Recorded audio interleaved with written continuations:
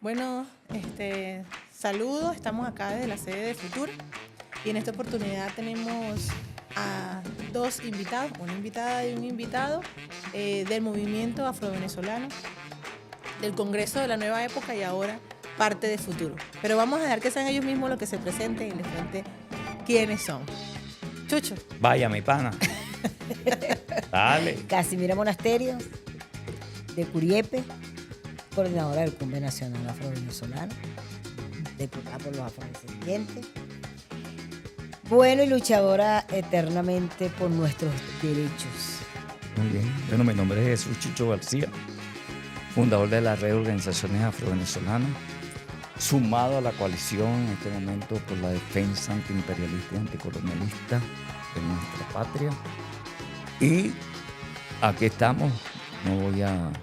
He escrito algunos libros con Casimirita. Nos conocemos en los años 70 luchando por el tema ecológico en Barlovento.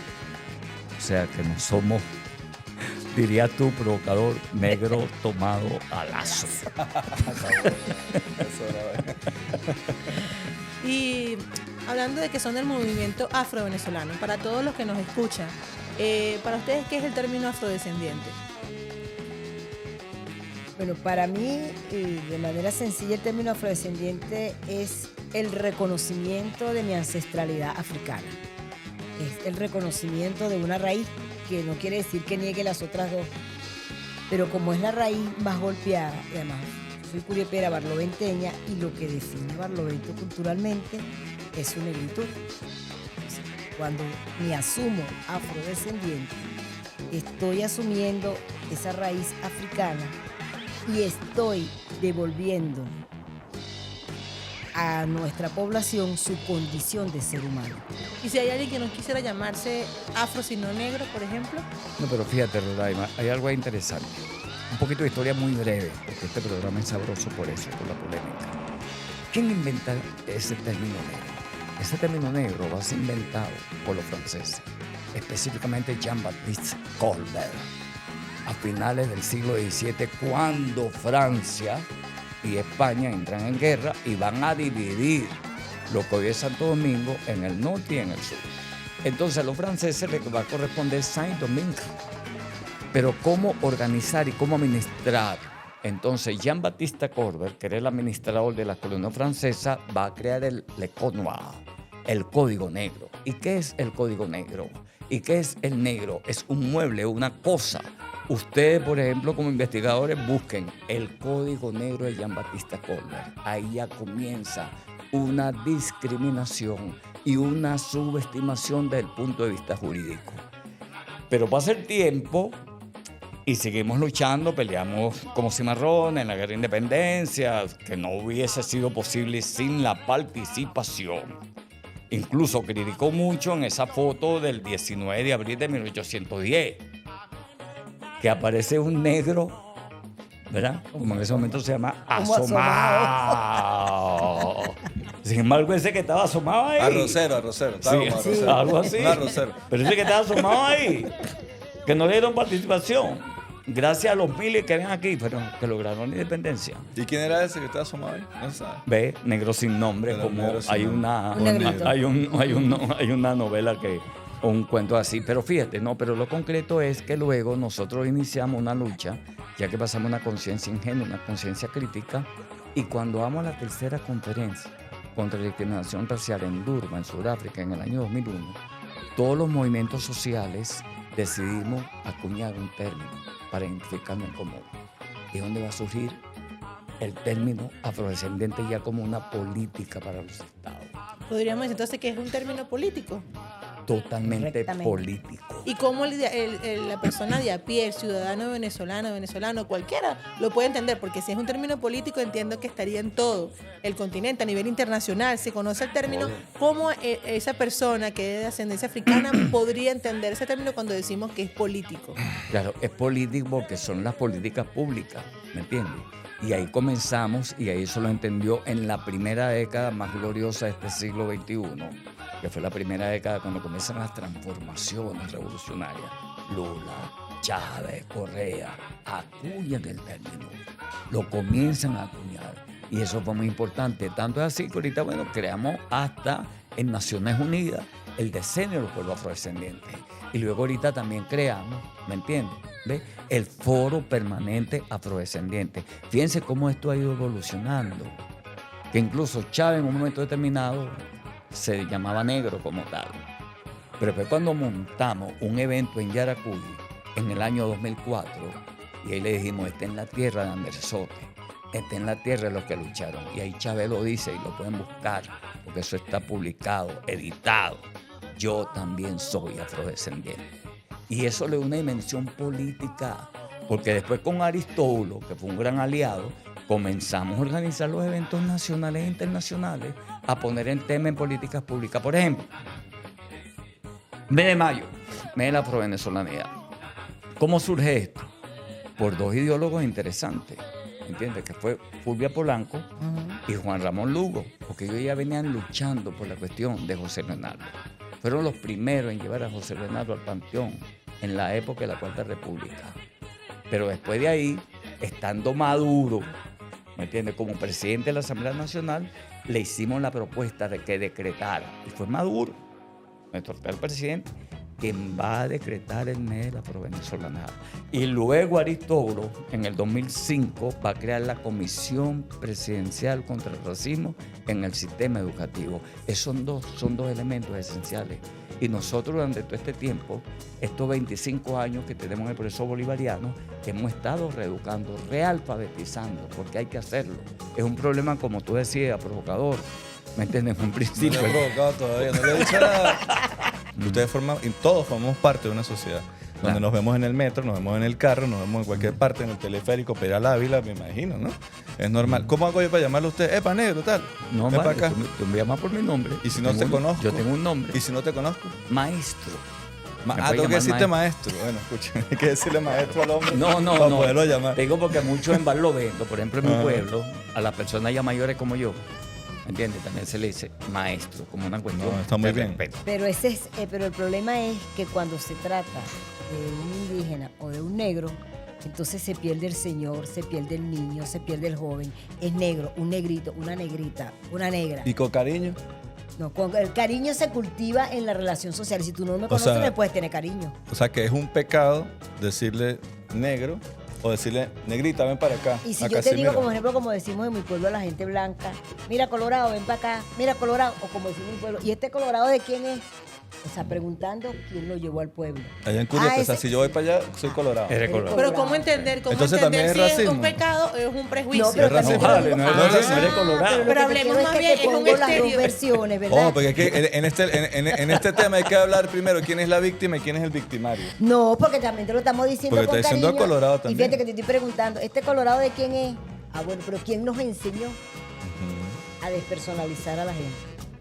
Entonces eso, ¿ves? Sí, Como no. que la gente entienda que estás despersonalizando al otro. Y además de dónde Exactamente. proviene el término negro. Quiere decir entonces, que así mira que estamos hablando no solamente un tema de respeto. O sea, ¿es un pecado o más bien tiene que ver con el respeto? Y de dónde vienen los ciertos términos que además se han convertido en prejuicios, en estereotipos. Fíjate, tiene que ver con la relación que se establece a partir del proceso de esclavitud, cuando te despersonalizo, te deshumanizo. O sea, no tienes alma, no eres inteligente, no eres y eres esto, esto y esto. Y eso se convierte, ¿verdad?, en los prejuicios y en los estereotipos que no se acabaron el 24 de marzo de 1954 cuando fue abolida la esclavitud, sino que esos estereotipos, esos prejuicios, esa falsa, errónea concepción que pseudocientíficos decretaron y dijeron que por prognatismo teníamos el cerebro más pequeño, Sí. que desde el punto de vista religioso acuñaron la teoría camítica, que desde el punto de vista estético definieron quién es bello y quién no es. Ah, por eso es que a veces la gente dice, ay, tú eres negra, pero eres inteligente. Ah, Está proyectado crear un ministerio para los afro. Lo hemos discutido porque fíjate, más nos interesa que la cosa permee lo que hemos estado peleando en estos 25 años en las políticas públicas. Y ayer tuvimos una discusión con la ministra de Tecnología y la increpaba y le decía, ¿sabes que nosotros cuando el COVID en las comunidades afro pudimos responder? Y veamos las estadísticas. porque es un conocimiento. Entonces, ¿cómo entender la tecnología, esa tecnología que está ahí, ese conocimiento? Porque siempre al afro lo han reducido al folclore, a menear el culo, ¿me entiendes? ¿Ves? A rendirle pleitesía a un santo impuesto por la Iglesia Católica, Apostólica y Romana. Porque ahí podemos ver un poco, y me disculpan los compañeros indígenas, se creó un ministerio del pueblo indígena. Vamos a balancear qué. Exacto. ¿Entiendes? ¿Ves? Lo que más nos interesa es la inclusión en todas las políticas públicas en este momento. ¿Y no crees Como que tú en un el momento nos lo tema de la decías tras de inclusión cámara. también pasa por el hecho de la comprensión de los que construyen las políticas públicas? ¿Cómo vamos al respecto? ¿Existe una comprensión por parte del Estado, de aquel y aquella que construyen las políticas públicas sobre estos temas? Pero quien construye políticas públicas no se quita el prejuicio ni se quita los estereotipos, porque eso no es un sombrero, eso no es la ropa. Claro. ¿Verdad? Naces y creces con esas concepciones, porque el racismo es sistémico, es estructural y por supuesto es institucional. Y se puede ser racista y endorracista no conscientemente. Es y a lo correcto. mejor la gente te lo puede decir A ver, pero- creyendo que es verdad. Que mira, negrita, ven acá. No, pero a mí me educaron de otra manera. A mí me enseñaron que yo no soy negrita, ven acá, y que todo el mundo tiene un nombre. Y así como te enseña que tienes que respetar al otro, yo exijo el mismo respeto para mí. Porque así como yo digo, un niño que estaba ahí, sea blanco, sea indio, sea amarillo, sea verde, sea negro, exijo el mismo respeto. Así como yo creo que ella es bella, yo también soy bella. Entonces, desmontar todo eso, ¿verdad? Y asumir que somos seres humanos y que podemos ser todas y todas tan inteligentes unos como los otros, y no desde la visión de que si eres indígena o eres afro, no eres inteligente, y por eso el pero, ella es muy bonita pero es negra, o es negra pero es bonita, porque el pero, ¿qué significa ese pero? Entonces hay una cantidad de conceptos que se expresan en el lenguaje. Cuando la gente dice me negriaron, ¿qué cosa significa me negriaron? Es importante. Te trataron como negro. ¿Y cómo se trata a los negros? A la patada, minimizado, como un perol. Hay gente que dice, yo soy negro, pero no me negres. Ajá. Pero realmente en el diccionario de sinónimos y antónimos la palabra negrear no existe. Pero como No, sí. el imaginario colectivo, Sí. el imaginario colectivo es el que termina como Está dándole negriar sentido. y está denigrar. Denigrar. Ambas son términos racistas. Y la gente lo utiliza de manera normal y común, porque la gente no lo mira como una ofensa. Pero tú estás reafirmando cómo se trata a los negros, igualito que en la colonia. Porque en la colonia eras un perol, un objeto. Esto es una pregunta que yo quiero hacérsela, pues. Si ustedes son seres sin alma, según el Papa Alejandro VI, con las bulas papales y todos los reyes de España y de Portugal, ¿por qué hay comunidades afro que van a misa los domingos y son católicos y todo aquello? Eso no es como una contradicción. No, ¿Ustedes no, qué hacen no. ahí? Es que Los negrean, le dicen, no, usted no puede ir para allá y tal, le arman un peo, ¿no? ¿Cómo es la- Mira, cimarrón blanco. Mira, párame bola, fíjate. Ajá. Cuando tú hablaste del primer congreso pedagógico, que fue al final del siglo XIX, ahí se marcó la pauta. ¿Me entiendes?